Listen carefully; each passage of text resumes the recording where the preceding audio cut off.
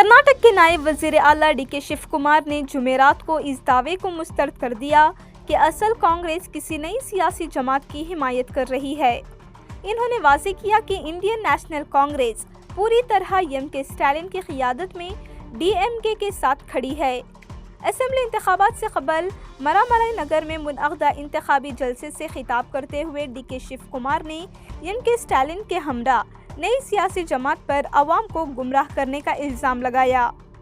तमिलनाडु में 23 अप्रैल को 234 असेंबली हलकों के लिए वोटिंग होगी।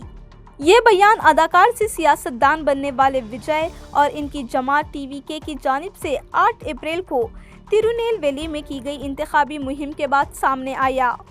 अपने खिताब में विजय ने दावा किया था कि DMK ने कांग्रेस के कुछ रहनुमाओं को लाखों और करोड़ों रुपयों में खरीद लिया है, जबकि असल कांग्रेस इनके साथ है।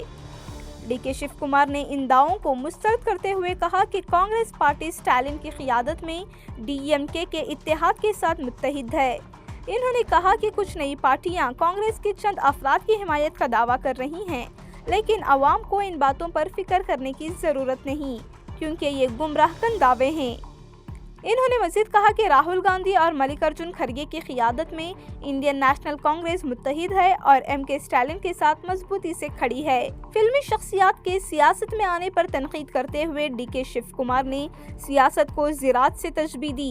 इन्होंने कहा कि सियासत में सब्र, तवील मुद्दती मेहनत और ज़मीनी सतह पर काम ज़रूरी होता है और फिल्मों की तरह फौरी कामयाबी मुमकिन नहीं होती। इन्होंने कहा कि जिस तरह ज़राअत में बारिश का इंतज़ार करना पड़ता है, बीज बोना पड़ता है, खाद डालनी पड़ती है और फसल के लिए तवील इंतज़ार करना पड़ता है, इसी तरह अवाम की खिदमत के लिए भी मुस्तकिल मिजाजी और तवील मेहनत ज़रूरी है।